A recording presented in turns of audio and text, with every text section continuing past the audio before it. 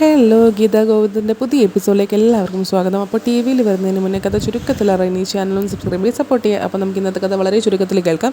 അങ്ങനെ വരുണിനെ വിളിച്ചിട്ട് കിട്ടാത്ത രാധികമ്മ നേരെ വിളിച്ചത് അവസാനത്തെ അടവെന്ന രീതിയിൽ വിളിച്ചത് ഗോവിന്ദനെയാണ്. എന്നിട്ട് പറയും, ഗീതു നിരപരാധിയാണെന്ന കാര്യം എനിക്കിപ്പോഴാണ് മനസ്സിലായത്. അപ്പോൾ എങ്ങനെയാണ് മനസ്സിലായത് നമ്മുടെ ഗോവിന്ദ് ചോദിക്കും. അപ്പോൾ പറയും, ഇതിനു വേണ്ടി കിഷോറിൻ്റെയും ഗീതുവിൻ്റെയും ബന്ധത്തെക്കുറിച്ച് അറിയാൻ വേണ്ടിയിട്ട് വേറൊരു പാർട്ടിയെ ഞാൻ ഏർപ്പാടാക്കിയിരുന്നു. അവർ കറക്റ്റ് റിപ്പോർട്ട് തന്നു, ഗീതു ഇതിൽ നിരപരാധിയാണ്, കിഷോറും സുവർണയും കൂടിയാണ് ഈ പ്ലാനൊക്കെ നടത്തിയത്. അവർ നമ്മളെ ഇതിൽ തെളിവുകൾ കാട്ടി വിശ്വസിപ്പിക്കുകയായിരുന്നു, എന്നെയും വരുണിനെയും. അത് ഞങ്ങൾ വിശ്വസിച്ചു പോയി. അതാണ് നമ്മൾ ചെയ്ത് തെറ്റ്. ഗീതുവിനോട് ഇതിനു വേണ്ടി ഞാൻ മാപ്പ് പറയാൻ തയ്യാറാണ് എന്നൊക്കെ പറഞ്ഞിട്ട് ഇങ്ങനെ അഭിനയിക്കും. അപ്പോൾ കാഞ്ചൻ ഇതൊക്കെ കാണുന്നുണ്ട്, എന്നാ ഒരു നടിപ്പ് നമ്മളെ മനസ്സിൽ വിചാരിക്കുന്നുമുണ്ട്. അങ്ങനെ ഗോവിന്ദ് പറയും, അമ്മ എന്നാൽ നേരെ ഗസ്റ്റ് ഹൗസിലേക്ക് വന്ന് പറയും. എന്നിട്ട് അവിടെ ഫ്ലാഷ് ബാക്ക് തീരും. ഇതാണ് സംഭവിച്ചതെന്ന് ഗീതുവോട് പറയും. അപ്പോൾ ഗീതു ആണെങ്കിൽ അത് നിരസിക്കുകയും ചെയ്യും. അങ്ങനെയൊന്നുമല്ല, ഇവർ രണ്ടാളും രാധികാമ്മയും വരുണും കൂടെ മൊത്തം പ്ലാൻ ചെയ്തിട്ട് എനിക്കെതിരെയുള്ള ആയുധാക്കുമായിരുന്നു ഇവർ കിഷോറിനെ. അതാണ് സംഭവം എന്നിങ്ങനെ പറയും.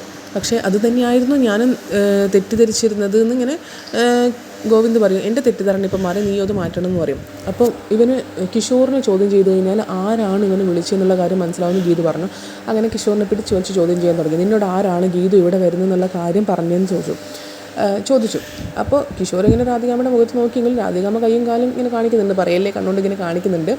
അങ്ങനെ ഇവൻ്റെ ഫോൺ പരിശോധിച്ച് കഴിഞ്ഞാൽ അറിയും ആരാണ് കൂടുതൽ വിളിച്ചത്, ലാസ്റ്റ് കോൾ ആരതാണെന്നൊക്കെ എന്ന് ഗീതു ഇങ്ങനെ പറയും. അങ്ങനെ അജാസ് അവൻ്റെ ഫോൺ എടുക്കും. ആ ഫോൺ എടുത്ത് നോക്കും മുൻപേ തന്നെ കിഷോർ പറയും, എന്നെ വരുൺ സാറാണ് വിളിച്ചു പറഞ്ഞതെന്ന് പറയും. അപ്പോൾ വരുണ് പറയും, അത് പിന്നെ ഇങ്ങനെ എന്നെ ഇവിടെ എത്തിയതിന് ശേഷം സുവർണയാണ് എന്നോട് പറഞ്ഞത് ഇതൊക്കെയാണ് പ്ലാൻ എന്നുള്ള കാര്യം. അങ്ങനെ സുവർണയുടെയും കിഷോറിൻ്റെയും മേത്ത് അവർ അതിവിദഗ്ധമായ പ്ലാനുകളൊക്കെ മൊത്തം ഇട്ടു.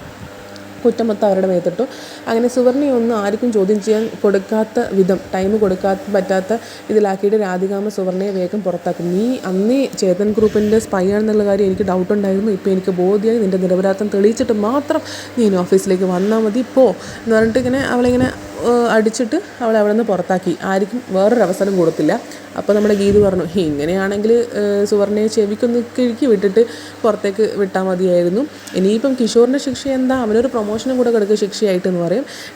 എന്നിട്ട് രാധികാമ്മയ്ക്കും വരുണും ഏജിയും മൊത്തത്തിൽ എഴുതി കൊടുത്തിട്ട് കണ്ടിട്ട് പോയി റെസ്റ്റ് എടുക്കുക, അമ്മയും മോനും കൂടെ സുഖിക്കട്ടെ ഇങ്ങനെ ഗീതു ഇങ്ങനെ പറയും. എന്നിട്ട് പറയും, കണ്ണേട്ടനെ വിശ്വസിച്ച് മാത്രമാണ് ഞാൻ എൻ്റെ മാനാഭിമാനം പണയം വെച്ചിട്ട് പോലും ഈ കളിക്ക് ഇറങ്ങിയത്. അതും രാധികാമ്മയും വരുണിൻ്റെ കളത്തരങ്ങൾ പൊളിയല്ലോ എന്ന് വിചാരിച്ചിട്ട്.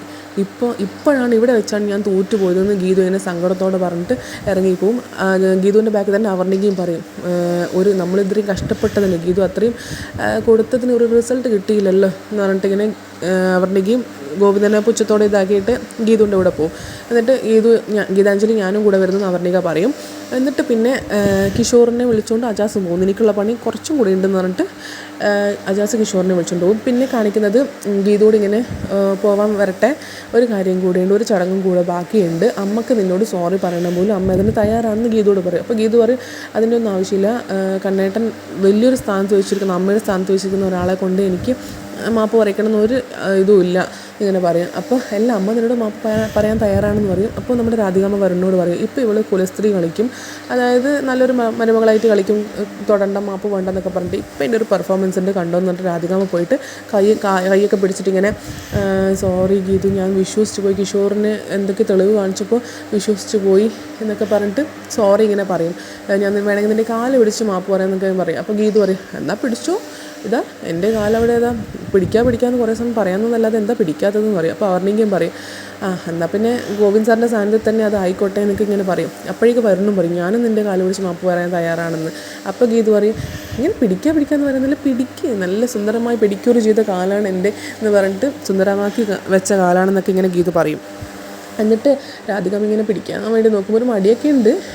എന്നിട്ട് പിടിക്കാൻ വേണ്ടി നോക്കുമ്പോൾ ഗോവിന്ദ് പറയും, വേണ്ട അമ്മ, ഗീതു ക്ഷമിച്ച സ്ഥിതിക്ക് എന്ന് പറയും. അപ്പോഴത്തേക്ക് ഗീതു പറയും, എപ്പോൾ ക്ഷമിച്ചു, ആരും ക്ഷമിച്ചു എന്ന് പറയും. അപ്പോൾ അല്ല, നീയല്ലേ ക്ഷമ പറയേണ്ട അമ്മയോട് പറഞ്ഞത്, ആ സ്ഥിതിക്ക് നീ എല്ലാം മറന്നു എന്നാണല്ലോ.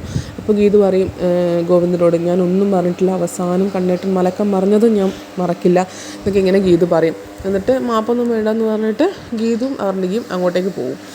അപ്പോൾ എന്നിട്ട് രാധികാമ്മ പറയും, കണ്ടോ കണ്ണ, അവൾ ഇപ്പോഴും എന്നോട് ക്ഷമിച്ചിട്ടില്ല എന്ന് പറയും. അപ്പോൾ ഗോവിന്ദ് പറയും, എങ്ങനെ ക്ഷമിക്കാൻ, അത്ര പെട്ടെന്നൊന്നും ആർക്കും ഇത് ക്ഷമിക്കാനൊന്നും പറ്റില്ല എന്ന് പറയും. എന്നിട്ട് പറയും, കിഷോറിനെ ഇവിടെ വിളിച്ച്, ഗീത ഇവിടെ വരുന്നുണ്ടെന്ന കാര്യം വിളിച്ച് പറഞ്ഞതിന് നിങ്ങൾക്ക് എന്ത് ന്യായം പറയാനുള്ളതെന്ന് ഇങ്ങനെ ചോദിക്കും അവർ രണ്ടാളോടും. അപ്പോൾ രാധികാമ്മ നേരെ വരുണ്ടെന്ന് എനിക്ക് ചാടും, പറ, നീയല്ലേ പറഞ്ഞത്, നീ പറ, ഇതിനുള്ള റീസൺ പറ എന്ന് പറഞ്ഞിട്ട് പറയും. പിന്നെ കാണിക്കുന്നത് നമ്മുടെ ഇപ്പുറത്ത് ഗീതവും അവരുടെയും കൂടെ സംസാരിക്കുന്നത്. അതായത് അവസാന നിമിഷം ഇങ്ങനെ ആയി പോയല്ലോ, ഗോവിന്ദ് സാറ് ഗസ്റ്റ് ഹൗസിൽ വരുന്ന കാര്യം രാധികാമ്മ എങ്ങനെയോ അറിഞ്ഞിട്ടുണ്ട്, അതാണ് അവർ ഒരു മുഴം മുമ്പേ കയറെറിഞ്ഞു, അതുകൊണ്ട് രക്ഷപ്പെട്ടു പോയതാണ് രണ്ടാളെന്ന് പറഞ്ഞു. അപ്പോൾ അവർണികയും പറയും, ഗീതു നിരപരാധിയാൻ തെളിഞ്ഞതിൽ എനിക്ക് സന്തോഷമുണ്ട്, പക്ഷേ രാധികാമ്മ, നമ്മുടെ മെയിൻ ടാർഗറ്റ് രാധികാമ്മ ഇതിൽ അവരുടെ കളത്താൽ പൊളിഞ്ഞല്ലോ എന്ന് ആലോചിക്കുമ്പോൾ സങ്കടമുണ്ട് എന്നൊക്കെ പറയും. എന്നിട്ട് ഗീതു ചോദിക്കും, ഇനി നിൻ്റെ പ്ലാൻ എന്തെന്ന് ചോദിക്കും, കിഷോറിനെ എന്ത് ചെയ്യാനാണ്. അപ്പോൾ കിഷോറിന് എന്ത് ശിക്ഷ വിധിക്കണം എന്ന് തന്നെയാണ് എൻ്റെയും ഒരു കൺഫ്യൂഷൻ. ഇങ്ങനെ അവർണിക പറയും. അപ്പോൾ നീ ഉപേക്ഷിക്കാൻ തയ്യാറാണ്, കിഷോറിനെ ഉപേക്ഷിച്ചിട്ട് നിൻ്റെ കുഞ്ഞിനെ വളർത്താൻ തയ്യാറാണെങ്കിൽ ഞാനും ഗോവിന്ദേട്ടനും നിനക്ക് ഫുൾ സപ്പോർട്ട് തരും എന്നൊക്കെ പറയും. അപ്പോൾ അവർണിക പറയും, അവനെ ഉപേക്ഷിക്കാനല്ല, അവനെ എൻ്റെ കൂടെ നിർത്തി ഒരു അടിമയെ പോലെ നരകിച്ച് ജീവിക്കുന്നത് കാണാൻ എനിക്ക് ആഗ്രഹമുണ്ടെന്നിങ്ങനെ പറയും. അവർണിക പറയും. അപ്പോൾ ഗീതു പറയും, എന്തിനാ വെറുതെ അവൻ വേറൊരവസരം തേടി പോവുകയുള്ളൂ, നീ എന്തിനാ വെറുതെ ഈ ഒരു റിസ്ക് എടുക്കുന്നതെന്ന് പറയും. അപ്പോൾ അവർണിക പറയും, അവനെ ഉപേക്ഷിക്കാൻ എനിക്ക് എളുപ്പമാണ്, പക്ഷേ അവന് അതൊരു സ്വാതന്ത്ര്യമായിരിക്കും, അതുകൊണ്ട് അത് വേണ്ട, അവൻ അടിമയായി തന്നെ ജീവിക്കണം, അതാണ് എൻ്റെ ശിക്ഷ എന്നൊക്കെ പറഞ്ഞിട്ട് ഇങ്ങനെ പറയും. എന്നിട്ട് അവർണിക പറയും, ഒന്നാമതേ അച്ഛൻ സാമ്പത്തികമായും മാനസികമായും ഒരു ക്രൈസിസിൽ നിൽക്കുമ്പം എൻ്റെ ജീവിതം കൂടെ ഇങ്ങനെ ആയി എന്ന് പറഞ്ഞു കഴിഞ്ഞാൽ അച്ഛനത് താങ്ങാൻ പറ്റില്ല എന്നൊക്കെ പറയും.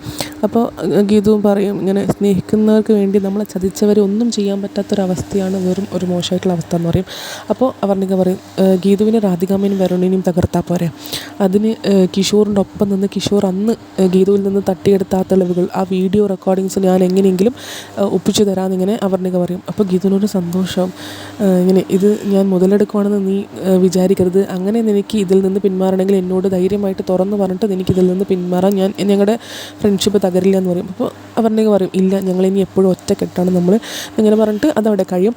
പിന്നെ കാണിക്കുന്നത് ഇപ്പുറത്ത് വരുണിൻ്റെ എക്സ്പ്ലനേഷനാണ്. വരുൺ പറയും, അത് ഞാൻ ഏട്ടന് വേണ്ടി ചെയ്തതാണ്, ഏട്ടൻ്റെയും ഗീതുവിൻ്റെയും ഡിവോഴ്സ് കേസ് നടന്നുകൊണ്ടിരിക്കുകയല്ലേ, അന്ന് ഏട്ടൻ ജയിച്ചില്ലല്ലോ, ഗീതു അല്ലേ ജയിച്ചത്, ഗീതു ആണെങ്കിൽ ഏട്ടനെ ഒരു കോമാളിയാക്കി അവളുടെ വിജയം ഇങ്ങനെ ആഘോഷിക്കുന്നുണ്ട്, അപ്പോൾ അന്ന് ഞാൻ തീരുമാനിച്ചതാണ് അവളെയും എങ്ങനെയെങ്കിലും ഈ ഡിവോഴ്സ് കേസിൽ നിന്ന് ഏട്ടനെ രക്ഷിക്കണം, ഏട്ടൻ ഡിവോഴ്സ് വാങ്ങിത്തരണം എന്നുള്ളത്. ഇനി അന്ന് മുതൽ എൻ്റെ ലക്ഷ്യം ഗീതുവിനെതിരെ തെളിവുകൾ ഉണ്ടാക്കുമെന്നായിരുന്നു. അപ്പോഴാണ് ഞാൻ അറിഞ്ഞത് കിഷോറും ഗീതുവായിട്ട് ഇങ്ങനെ പഴയ ബന്ധമുണ്ടെന്ന് കിഷോർ എന്നോട് പറഞ്ഞത്. അപ്പോൾ പിന്നെ അവരെ വെച്ച് തെളിവുണ്ടാക്കാമെന്ന് വിചാരിച്ചു. അപ്പോൾ അങ്ങനെ വിചാരിച്ചിട്ടാണ് ഞാനിത് ചെയ്തത് എന്നിങ്ങനെ പറയും. ഇനിയും ഏട്ടൻ തന്നെ വിശ്വാസമായില്ലെങ്കിൽ ഞാൻ അറക്കിലേക്ക് വരുന്നില്ല, ഏട്ടൻ പറഞ്ഞാൽ മാത്രമേ വരൂ എന്ന് പറയും. അപ്പോൾ ഗോവിന്ദ് പറയും, അല്ലെങ്കിൽ നീ ഇനി അറക്കിലേക്ക് വരണ്ട, നീ ഇനി ഇവിടെ താമസിച്ച് ഇവിടുന്ന് ഓഫീസിലേക്ക് വന്നാൽ മതി എന്ന് പറയും.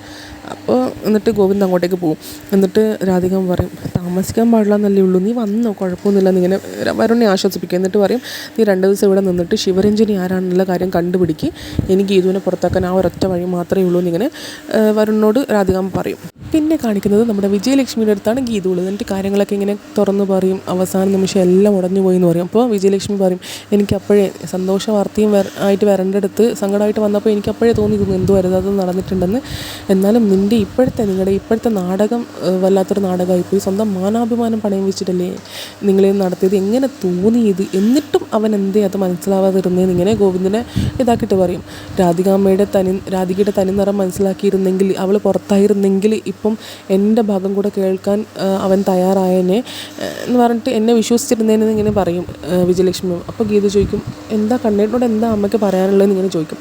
അപ്പോൾ വീണ്ടും അവിടെ എന്താ പറയുക, ഒരു പരിങ്ങി കളിക്കും വിജയലക്ഷ്മി അമ്മ. അപ്പോൾ ഗീതുവിന് മനസ്സിലാവും, ഓ പറയില്ലല്ലോ, എന്നോടൊന്നും പറയുന്നില്ലല്ലോ, വലിയ രാജകുമാരൻ്റെ മകളല്ലേ, രഹസ്യ രാജകുമാരിയല്ലേ മാം എന്ന് ഗീതു ഇങ്ങനെ കളിയാക്കും. പണ്ടത്തെ ആ ഒരു അമ്മയെ എനിക്ക് നഷ്ടപ്പെട്ടു, ഞാനും കണ്ണേട്ടനും കൂടെ ഇങ്ങനൊരു നാടകം കളിച്ചു എന്ന് പറഞ്ഞാൽ പണ്ടത്തെ അമ്മയാണെങ്കിൽ എന്നെ ഭയങ്കരമായിട്ട് കളിയാക്കിയേനെ. പക്ഷേ ഇപ്പോൾ അതൊന്നുമില്ല, ഞാനും അതാ പ്രതീക്ഷിച്ചത്, പണ്ടത്തെ അമ്മയെ ഞാൻ മിസ് ചെയ്യുന്നു എന്നിങ്ങനെ പറയും. പിന്നെ ശിവരഞ്ജിൻ്റെ കാര്യം അറിഞ്ഞത് മുതൽ എന്നോടൊപ്പം പഴയ അടുപ്പമൊന്നുമില്ല എന്നിങ്ങനെ പറയും. അപ്പോൾ വിജയലക്ഷ്മിയും പറയും, ഗീതു അങ്ങനെയൊന്നുമില്ല, ഞാനും ഇപ്പം പണ്ടത്തെ ഒരു വിജയലക്ഷ്മിയെ മിസ് ചെയ്യുന്നു എന്ന് അവരും പറയും. അങ്ങനെ ഇന്നത്തെ എപ്പിസോഡ് അത്രയേ ഉള്ളൂ. Thank you so much.